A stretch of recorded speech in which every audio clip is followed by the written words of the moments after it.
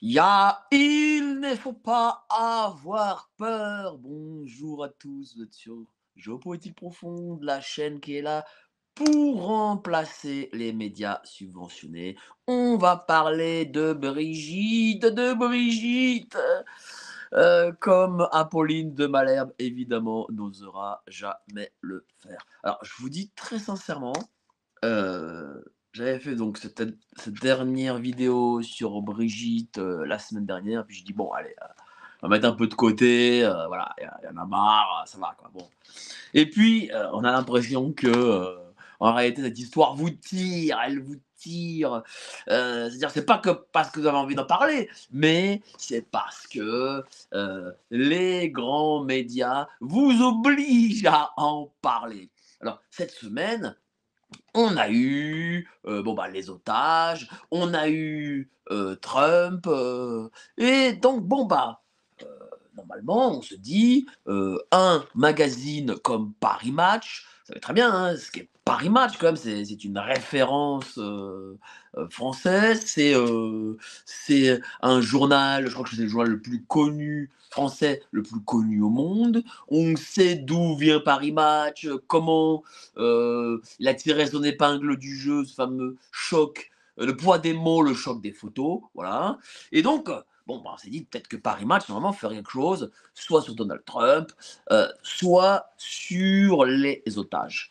Et donc, du coup, il ne l'a pas fait, et donc, Paris Match m'oblige à parler de Brigitte Macron, alors que très sincèrement, je n'avais cette semaine plus envie de le faire. Voilà. Donc, j'ai acheté le Paris Match parce que j'ai vu cette fameuse couverture sur les réseaux sociaux. Je me dis non, c'est pas possible. Donc, je suis allé au libraire à côté de nos studios et je l'ai acheté, voilà. Et en effet, c'était bien ça. Voilà. Paris Match, voilà. Le Paris Match, c'est Brigitte Macron, la guerrière. Brigitte Macron, la guerrière. Et en sous-titre, excédée par les attaques personnelles et la haine sur les réseaux, elle rend coup pour coup. Donc voilà, la couverture sur ça. Qu'est-ce que ça fait venir? Qu'est-ce que cela veut dire? Cela veut dire qu'en fait, pour Paris Match, qui est spécialisé dans ce qui se passe un peu dans le monde, dans la géopolitique, qui a toujours eu la photo de ce qui se passait, d'important, de ce qui se passait à l'étranger, eh ben, non, bah, Paris Match dit en gros que son information la plus importante a trait sur Brigitte Macron. Regardez la couverture, on a Trump, l'investiture de Trump, c'est quand même pas rien comme information. L'investiture de Trump, ça fait l'objet, voilà, c'est ça. En fait, l'investiture de Trump, c'est quand même fou. L'investiture de Trump, c'est lundi. Le Paris Match est sorti jeudi. Mais pour Paris Match, l'information, c'est Brigitte Macron qui, la pauvre, est attaquée sur les réseaux sociaux. Alors, qu'est-ce que Paris Match aujourd'hui? Paris Match, c'est un grand magazine qui a été racheté au groupe Lagardère, le groupe Lagardère est possédé aujourd'hui par Monsieur Bolloré, mais Paris Match a été racheté par Bernard Arnault, l'homme le plus riche de France. C'est-à-dire que Bernard Arnault, l'homme le plus riche de France et un des top 3 du monde, a fait cette couverture-là. Il s'est dit, tiens, bon, bah, je vais soutenir ma grande amie Brigitte Macron et je vais faire cette couverture. Une petite parenthèse, j'ai relayé une vidéo cette semaine où l'on voyait Brigitte Macron sortir de la place Vendôme, la grande place des plus grands bijoutiers, du monde, et elle sortait évidemment de la boutique Louis Vuitton avec, des sacs, hein, des sacs en veux-tu, en voilà. Elle a fait, elle, il, hein, Yel, on va l'appeler Yel aujourd'hui. Yel a fait son shopping, place Vendôme, évidemment avec notre argent parce que, madame Macron est théoriquement retraité de l'enseignement public, hein. Je ne crois pas qu'il y ait des profs de théâtre, de français ou que sais-je là, qui ont les moyens de sortir avec des sacs entiers d'affaires Louis Vuitton, hein. N'importe quel Pécadille coûte 1000 balles. Bon, donc voilà, histoire de, hein, on voit l'accointance entre les deux. Et c'est quand même surprenant quoi, que l'homme le plus riche de France cherche comme ça à soutenir Brigitte Macron. Mais bon, non, on en parlait.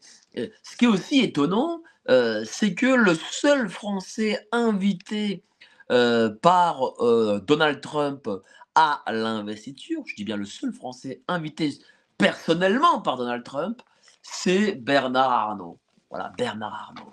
Donc, que faisait Bernard Arnault à l'investiture? Peut-être que Trump s'est dit non, mais en fait, Macron, on n'en a rien à foutre. Le vrai président, c'est Monsieur Bernard Arnault. Alors, autant inviter le vrai Bernard Arnault. Bon. Alors, j'ai lu l'article, et là, je me suis dit quand même, quand même. Paris Match, là, va très, très loin. Alors, Brigitte Macron a toute épreuve, hein, voilà. La première dame qui vient de lancer la 36e édition des Pièges jaunes est la cible de nombreuses attaques opiniâtres. Elle se défend pied à pied aux premières loges, mais surtout en première ligne il y a quelques années encore, la perspective d'un second mandat l'effrayait. Trop de violence politique aujourd'hui aguerrie, elle impose son style. Dernièrement, l'épouse du chef de l'État a multiplié les marques de cette liberté d'un ton et de mouvement. Début décembre, elle s'est livrée seule à un déplacement auprès de la reine Camilla, une première, et plaide dans les médias la cause d'un président plus impopulaire encore depuis la dissolution. Dans l'adversité, Brigitte Macron a trouvé la voie. Alors, je ne vais pas tout vous lire parce que je ne suis pas sûr d'en avoir le droit, déjà, mais il y a un petit passage qui m'a fait bien marrer. Surtout que, je vous dis, il y a pas d'interview, il n'y a pas d'information, il y a rien dans ces articles. Ah, alors, Brigitte attends, attendez un instant. Déterminée, elle se dit prête aujourd'hui à rendre coup pour coup. Je ne vais pas me laisser faire, a-t-elle ainsi signifié récemment à l'une de ses amies. Brigitte Macron attend le jugement en appel qui l'oppose à deux femmes qui ont propagé sur Internet en 2021 des rumeurs à son propos. Ah, on ne sait pas lesquelles. Le Paris Match ne veut pas préciser quelles sont ces rumeurs. En première instance, elles ont été condamnées pour diffamation. C'est pas vraiment ça. C'est pas vraiment ça, mais bon. Je vous invite à aller sur la vidéo que je fais avec Maître d'Angléan il y a à peu près deux mois, je crois, oui, c'est ça. Et il vous explique sur quelle était la réalité de la condamnation. Mais bon, bref. Une amende de 500 € assortie, avec sursis, assortie de 8 000 € de dommages et intérêts. Une seconde procédure judiciaire est en cours pour cyberharcèlement après la diffusion massive d'une photo d'elle en maillot de bain, assortie d'une pluie de commentaires haineux. Nous signalons tout acte caractérisé, explique à Paris Match son entourage. Voilà, là on peut dire, moi je me pose la question si cet article-là n'est pas une commande de Brigitte, enfin peut-être même plus loin qu'une commande. On sait une chose, c'est que Bernard Arnault, à la venue de M. Macron à la tête du pays en 2017, était, je crois, au coude à coude avec M. François Pinault, donc comme le plus riche de France. Voilà. Depuis, M. Bernard Arnault a multiplié sa fortune par 5. Je crois qu'il est passé de 40 milliards à 200 milliards. C'est quand même pas mal. Il y a des services, j'imagine, qui ont été rendus. Je remarque une chose, c'est que madame ou monsieur Macron s'habille constamment en Louis Vuitton.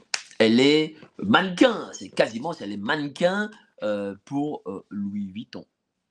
Pourquoi Louis Vuitton en particulier? Est-ce que d'autres femmes de président, je sais pas moi, Carla Bruni par exemple, qui elle était réellement mannequin, était comme ça, égérie de Brigitte, de LVMH, pardon. Non, Brigitte Macron est la première.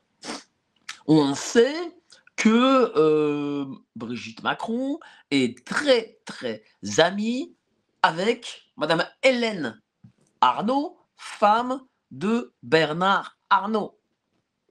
Madame Hélène Arnault a une particularité, c'est qu'elle est très amie avec l'ensemble du rap et R&B français, dont madame Aya Nakamura.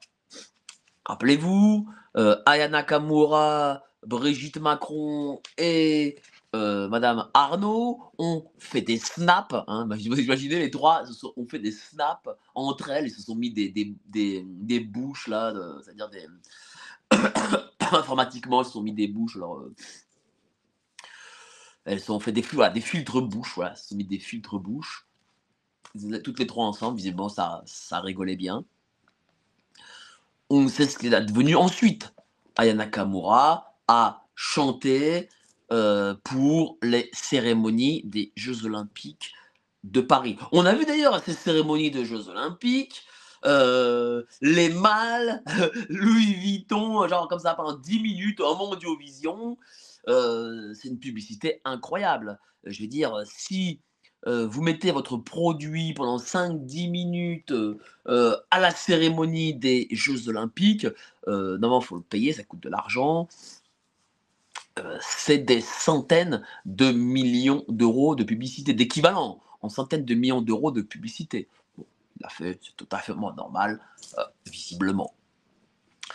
Je remarque aussi que lorsque Joe Biden est venu en France pour une visite d'État, qui a dîné face à Joe Biden, c'est monsieur Bernard Arnault. Il faut savoir que ces visites d'État, c'est ultra protocolaire. Et ça doit être théoriquement, je crois, soit l'ambassadeur des États-Unis en France, soit un grand ministre, un ministre d'État, etc. Mais ça ne peut pas être la place, en tout cas pas face à monsieur Joe Biden, c'est-à-dire quasiment la place centrale, quasiment. Ça ne peut pas être un homme d'affaires, quel qu'il soit, aussi fortuné qu'il soit. Mais bon, il était là quand même face à Joe Biden. Pourquoi était-il là? Est-ce que il faut, je ne sais pas moi, vendre Louis Vuitton aussi aux Américains, par vendre des produits Louis Vuitton aux Américains? C'est possible, mais bon, ça paraît quand même assez farfelu. J'ai appris aussi une information sur Louis Vuitton qui fait que le monde politique ferme les yeux. D'ailleurs, s'il ne le fermait pas les yeux, ça lui rapporterait. Non, ça lui rapportera rien pour le coup, parce que c'est de. Mais ça paraît quand même bizarre. C'est au niveau de la TVA pardon, hors Union européenne. On peut, lorsque vous allez à la boutique Louis Vuitton des Champs-Élysées. Les Champs-Élysées est un endroit dit touristique, donc c'est un statut particulier. Les Japonais, je sais pas moi, les habitants du Moyen-Orient, etc., qui vont acheter du Louis Vuitton peuvent récupérer la TVA lorsqu'ils rentrent chez eux. Ils récupèrent ça à l'aéroport. Bon, donc en France c'est 20%. Eh bien, ces étrangers, normalement, théoriquement, doivent récupérer 20%. Ils n'en récupèrent que 12. Ils n'en récupèrent que 12 parce que il y a un petit truc. Bon, je ne suis pas spécialiste de la TVA. C'est monsieur Greg Zawi, dans l'émission où il était présent, qui nous a donné l'astuce. Eh bien, monsieur Bernard Arnault, lui, arrive à récupérer 8 sur les 20. Ça c'est quand même ça se chiffre à plusieurs milliards, d'euros. Je rappelle aussi, et ça pour le coup, Serge Faidherbuche, là, je suis totalement d'accord avec lui, il avait remarqué une chose, c'est que les policiers, à l'époque des gilets jaunes, gazaient, envoyaient des LBD, en fait, étaient très farouches au moment au moment, et en y réfléchissant bien, je me dis: «Putain, mais en fait, il a vraiment raison», au moment où les gilets jaunes s'approchaient un peu trop près de l'immense, boutique, Louis Vuitton des Champs-Élysées, et à ce moment-là, on avait l'impression que les policiers recevaient ordre, de bombarder, ce qui évidemment ils faisaient. Il faut pas, s'approcher, trop près, de Louis Vuitton. Bon, j'ai quelques signes comme ça, j'en ai encore pas mal d'autres, qui montrent que, heu, on a un nouveau président de la République, enfin un réel président de la République, c'est Bernard Arnault, et il a pris en main le couple Macron. Donc je me demande même s'il n'a pas créé le couple Macron. Vous savez, il y a tellement de zones d'ombre dans ce couple, tellement de choses bizarres sur eux que moi, franchement, aujourd'hui, je ne présage plus de rien. Si on me dit que Macron, c'est la sœur de Bernard Arnault, que c'est, je sais pas quoi, ou le frère caché, ou j'en sais rien, ou l'homme au masque de fer, je vous dis très sincèrement, aujourd'hui, je dirais ah oui, c'est possible, tout est possible dans cette histoire, vraiment, tout est possible, et c'est pour ça aussi que dorénavant, cette histoire, elle est sortie du cadre public. Voilà. Mais on a un Bernard Arnault qui, voilà, met tous ses moyens afin de protéger, peut-être pas Macron lui-même, mais plus Brigitte. Moi, je me pose même la question, je vous le dis très sincèrement, si en réalité, Emmanuel Macron, c'est pas juste un prête-nom, dont tout le monde se fout, et qu'en fait, le vrai patron, c'est Brigitte. C'est elle qui a, l'ensemble des réseaux. C'est elle qui donne, en réalité la décision. C'est elle qui dirige en fait, et c'est elle, qui met à, comment dire? C'est elle qui met à disposition tout l'appareil, d'État en faveur de ces grandes puissances. Moi, je vous dis, hein, heu, moi aujourd'hui, en tout cas, j'ai cette impression. Alors, je vais vous remontrer quand même, ce Paris Match, et moi je vous dis, je trouve quand même assez choquant et scandaleux, cette couverture. Parce que en plus, regardez, cette photo-là, ce n'est pas une photo, qui a été, comment dire, c'est pas un shooting qui a été, réalisé parce que voilà, on avait, enfin Paris Match, les équipes de Paris Match devaient faire un une couverture spécifique parce qu'il y a un sujet, spécifique, sur Brigitte Macron. Non, là, on a l'impression que Paris Match a fait cette couverture parce que, c'est à ce moment précis-là qu'il faut sauver, Brigitte Macron. Parce qu'elle est dans la panade et que l'homme le plus riche de France et le top 3 des hommes les plus riches du monde, eh bien, doit sauver, le soldat, Brigitte. Regardez, déjà, regardez cette photo. Voilà, je vous dis, c'est pas un shooting de studio, on le voit. Ensuite, on sait que Brigitte Macron est quand même excessivement marquée. Je veux dire, bon, c'est normal, et ça, je veux pas, être là-dessus méchant, mais elle a, je crois, 73-74 ans. Bon, c'est comme ça, hein, les gens ont 73-74 ans, ils sont marqués, c'est comme ça, c'est la vie, c'est la nature. Mais là, Brigitte Macron, on lui a enlevé 40 ans en Photoshop. Pourquoi est-ce que, pourquoi est-ce que, cette photo, a cet aspect-là? Pourquoi il y a autant de luminosité? Pourquoi on lui a enlevé, toutes les marques de la vie? Ça en devient même on avait même l'impression que cette photo n'est pas celle de Brigitte, mais celle peut-être de sa statue de cire. Voilà, on a l'impression que, Monsieur Plastique là, voilà, c'est Monsieur Plastique qu'elle a et là, c'est une malhonnêteté incroyable. Je veux dire, pourquoi ne se montre-t-elle pas, sous son vrai jour? Bon, sans la perruque, bon ça peut-être que bon, peut-être que ça ira un peu loin quand même, mais, heu, pourquoi tout ce travail sur une couverture pareille? On sait bien que, hem, Paris Match ne travaille pas comme ça. Il y a eu, par exemple, monsieur Barnier et sa femme, je crois il y a 2 mois, en couverture de Paris Match. Ils les ont montrés dans un esprit à peu près naturel. Là, rien de naturel ici, sur cette couverture. Ensuite, la guerrière. Brigitte Macron, la guerrière. Pourquoi ce titre? Pourquoi la guerrière? Enfin, est-ce que est-ce qu'il y a un message à passer?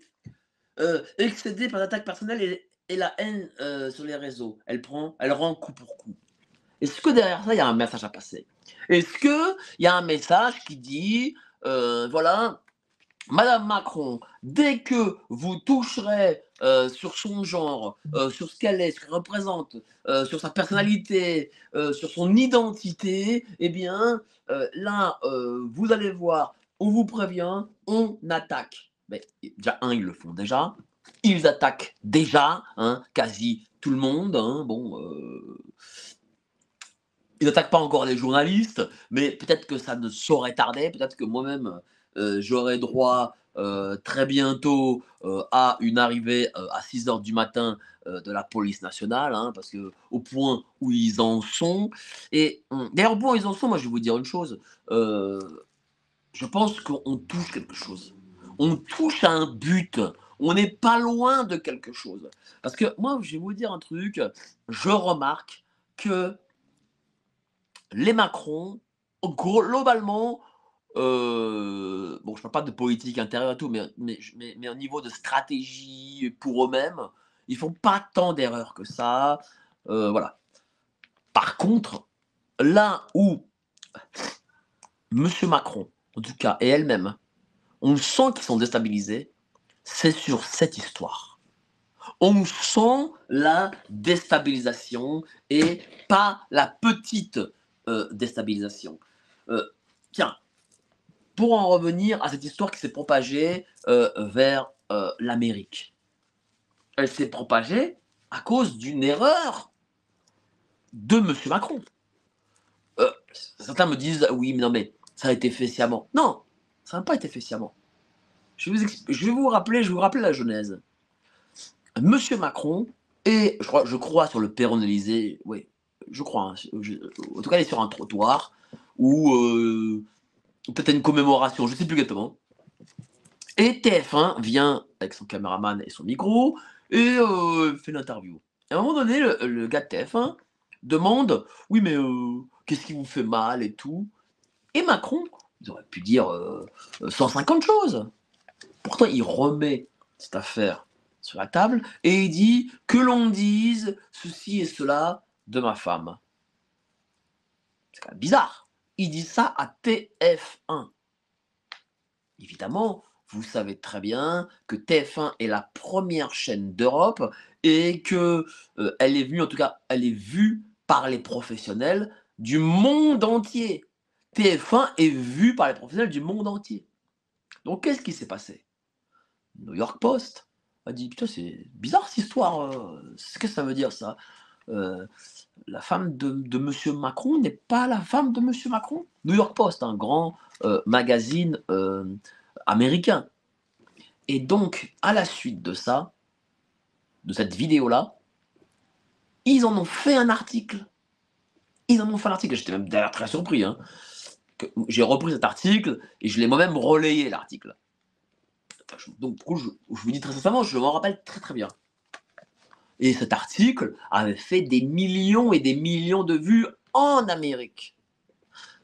Et à la suite de cet article du New York Post, une autre journaliste, Madame Candace Owens,